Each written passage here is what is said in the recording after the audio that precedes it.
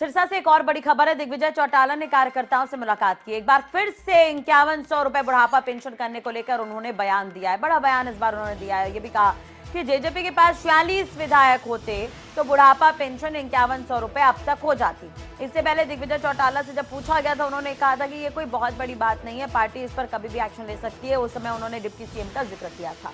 अब एक बार वो फिर से इस पे लेकर बड़ा बयान देते हुए नजर आ रहे हैं। उसमें एक नई लाइन है, जेजेपी के पास अगर 46 विधायक होते तो बुढ़ापा पेंशन 5100 रुपए हो जाती। क्या ये संभव है? ये बड़ा सवाल है। 46 विधायक कहने से क्या कुछ तात्पर्य है यहाँ पर दिग्विजय चौटाला का, ये भी जानने वाली बात होगी। आपको बता दें कि पेंशन 5100 रुपए करने को लेकर लगातार मांग हो रही है, जिस पर दिग्विजय चौटाला ने ये रिएक्शन दिया है। दरअसल सिरसा पहुंचे थे दिग्विजय चौटाला और कार्यकर्ताओं से मुलाकात के दौरान उन्होंने ये बयान दिया है। बुजुर्गों का हमारा जो दर्द है, पीड़ा है हमारे बुजुर्गों की, वो हमारे मन की टीस बन करके जब तक हमें जगाए नहीं रखेगी, हमारी लौ को जो है उसको और ज़्यादा वो नहीं कर रखेगी, तो फिर हमारा इन पदों पर रहने का कोई फ़ायदा नहीं।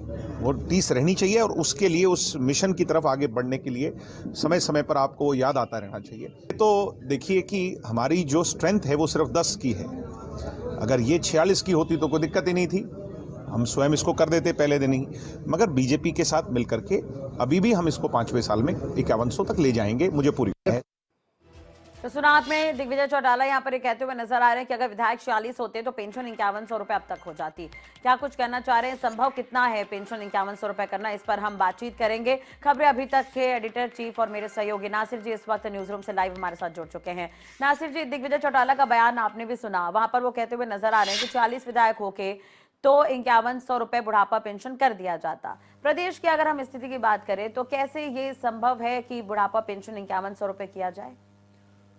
राष्ट्रीय, अगर दिग्विजय चौटाला की बात कही जाए तो उन्होंने एक बात कही कि 40 विधायक होते तो हम कर देते, और वो टीस, वो गम, वो दुख, वो दर्द वक्त वक्त पर जेजेपी नेताओं का इस सिलसिले से, इस हवाले से व्यक्त हो रहा है। मंचों पर व्यक्त हो रहा है, पत्रकारों से बातचीत के दौरान व्यक्त हो रहा है, क्योंकि एक बहुत बड़ा वादा था 5100 रुपए पेंशन करने का। जब गठबंधन की सरकार बनी तो कॉमन मिनिमम प्रोग्राम बने, जिसमें बहुत से बिंदु थे, जिसमें दोनों पार्टियों ने सहमति जताई कि ठीक है, हम इन चीजों को लागू करेंगे। 75% नौकरियों में, प्राइवेट नौकरियों में आरक्षण का वादा किया था जेजेपी ने। वो हालांकि कॉमन मिनिमम प्रोग्राम के तहत सिरे चढ़ा और वो वजूद में आया है। अब वो उसके हिसाब से नौकरी आने वाले वक्त में किस तरह से मिलेंगी, नहीं मिलेंगी, और मिल रही हैं, वो आने वाला वक्त बताएगा। लेकिन अब एक बार एक सवाल पूछा जा रहा है 5100 रुपए पेंशन का। तो मैं आपको बता दूं कि पिछली सरकार के दौरान, जब सिर्फ बीजेपी की सरकार थी, 1750 रुपए पेंशन हुआ करती थी। 1500 रुपए हुड्डा छोड़कर गए थे, फिर बीजेपी ने अपनी सरकार के दौरान 1750 की।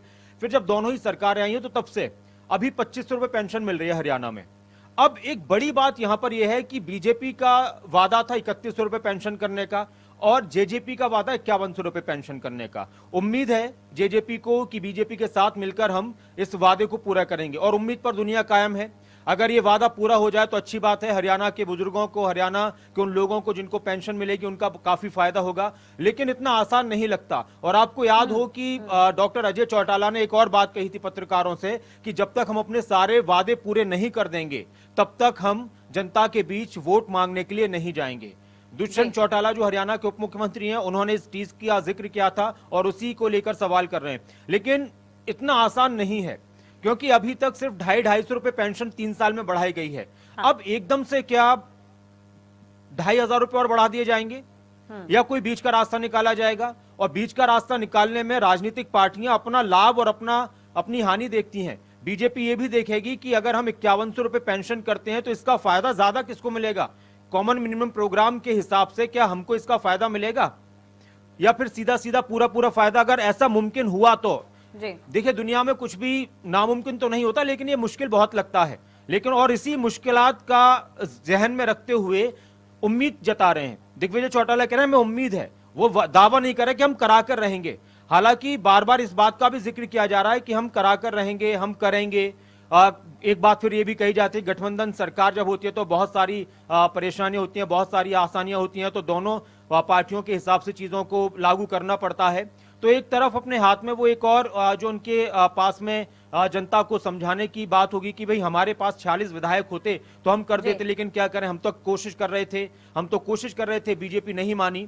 लेकिन क्या जनता इस बात को समझ पाएगी, पचा पाएगी, ये आने वाला वक्त बताएगा। तो उम्मीद वो जता रहे हैं, लेकिन इतना आसान नहीं है, क्योंकि एकदम से 2,500 रुपए पेंशन कर देना, और बीजेपी का वादा था, मुझे ऐसा लगता है कि 31 तो कर देंगे, थोड़ा और सकता 3,500 कर दें। लेकिन यहां पर उम्मीद जेजेपी को भी लग रही है, और हम दुआ करते हैं कि वो अपनी उम्मीद पर कामयाब हो और जनता का फायदा हो।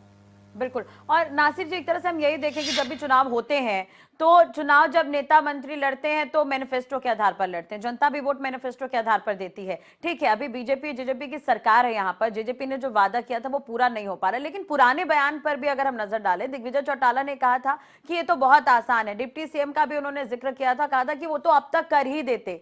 लेकिन अगर हम प्रैक्टिकली अगर सोचें तो प्रदेश में जो स्थिति चल रही है उसके हिसाब से क्या संभावनाएं हैं, बीजेपी का क्या कुछ रिएक्शन इस पर रहता है जब बात होती है? तो देखिए, एक सवाल इस पर उठता है, और अभी काफी चर्चाएं चल रही हैं कि सरकार का क्या रहेगा, क्या ये सरकार चलेगी नहीं चलेगी। तो जेजेपी के हर एक नेता का ये कहना है कि हमारी सरकार मजबूती से चल रही है गठबंधन की, और हम इस सरकार के साथ ही पूरा कार्यकाल करेंगे, हम मिलकर चुनाव लड़ेंगे। आज भी दुष्यंत चौटाला का बयान आया कि हम लोकसभा और विधानसभा का चुनाव मिलकर लड़ेंगे, और बीजेपी के नेता भी कहते हैं। अंदर खाने क्या कुछ कहां पर चल रहा हो ये किसी को नहीं मालूम, राजनीति में बहुत सारी बातें होती रहती हैं। लेकिन यहां पर एक चीज ये भी है, जो आपने घोषणा पत्र की बात कही, बीजेपी की बात कही, तो बीजेपी इस मामले पर बिल्कुल नहीं बोलती है कि 51 रुपए के पेंशन पर। उनका कहना है कि दोनों की सरकार है और कॉमन मिनिमम प्रोग्राम बना है, उसके हिसाब से हम काम करते रहेंगे। लेकिन अब ज्यादा वक्त नहीं बचा है, 24 में फिर से इलेक्शन है, एक साल बीच में रहा है, 3-4 महीने पहले से ही फिर आप बहुत से काम नहीं कर पाते हैं। तो अब एक साल में एकदम से क्या इतना बड़ा कह सकते हैं ना छलांग लगा दी जाएगी पेंशन के मामले में, ये थोड़ा सा लोगों को कहीं ना कहीं शक और शुभा में डाल देता है। हालांकि जेजेपी का बार बार ये कहना है कि हम करवा के रहेंगे। अच्छा, फिर एक चीज और होती है कि देखिए, राजनीति में कुछ भी होता है, दोनों पार्टियों को उम्मीद है, दोनों पार्टियों का दावा है, वादा है कि हम मिलकर सरकार चलाएंगे और आगे भी मिलकर चुनाव लड़ेंगे। लेकिन पता नहीं कब क्या हो जाए, अलग अलग भी रास्ते हो जाते हैं, अलग अलग पार्टियों के अपने अपने रास्ते होते हैं, तो अपनी अपनी योजनाएं होती हैं। तो फिर जेजेपी आने वाले वक्त में हो सकता है ये भी कह दे कि भाई अब हमें पूरा मौका दीजिए, और हम पहली कलम से, जैसे अभी हिमाचल में ओपीएस को लेकर कांग्रेस ने वादा किया कि हम पहली कलम से आपको ओपीएस की गारंटी देंगे, तो जेजेपी आगे ये कह सकती है कि ठीक है, हमारे पहले विधायक नहीं थे, हमें 46 विधायक दीजिए, हम पहली कलम से 5100 क्या 6,000 रुपए पेंशन का वादा करते हैं। क्योंकि अभी आपने ये भी देखा होगी, कांग्रेस ने 6,000 रुपए पेंशन का ऐलान कर दिया कि हम 6,000 रुपए पेंशन देंगे जब हमारी हरियाणा में सरकार आएगी, तो हो सकता है जेजेपी इसको और बढ़ा दे। लेकिन अभी की हम बात करें, 1.5 साल का वक्त है, जेजेपी इसको लेकर काफी पुरजोर तरीके से कोशिश भी कर रहे हैं, लेकिन ये कोशिश कितनी कामयाब होगी, क्योंकि इसमें बीजेपी का भी तो कंसर्न है। बीजेपी क्या ये चाहेगी कि 5,051 रुपए पेंशन कर दी जाए, वो 31 तो मान जाएंगे कि एक साथ और बढ़ा देंगे, या 3.5 में मान जाएंगे? तो यहाँ पर ये दिक्कत यहाँ पर जरूर रहेगी। बिल्कुल, और तालमेल के साथ सरकार चल रही है तो दोनों ही पार्टियों को अपनी बात रखने की यहाँ पर छूट होगी। और कहीं ना कहीं जैसा कि आपने हिमाचल का भी जिक्र किया है, हिमाचल के जो पूर्व मुख्यमंत्री थे जयराम ठाकुर, उन्होंने ओपीएस को ही हार का कारण बताया था, तो वो स्थिति प्रदेश में ना हो जाए, इस पर भी कहीं ना कहीं विचार किया जा सकता है। और दूसरी तरफ अगर हम बात करें, आखिरी सवाल नासिर जी, अगर इस पर विचार नहीं किया जाता है तो क्या इसका खामियाजा इन्हें 24 में देखने को मिल सकता है?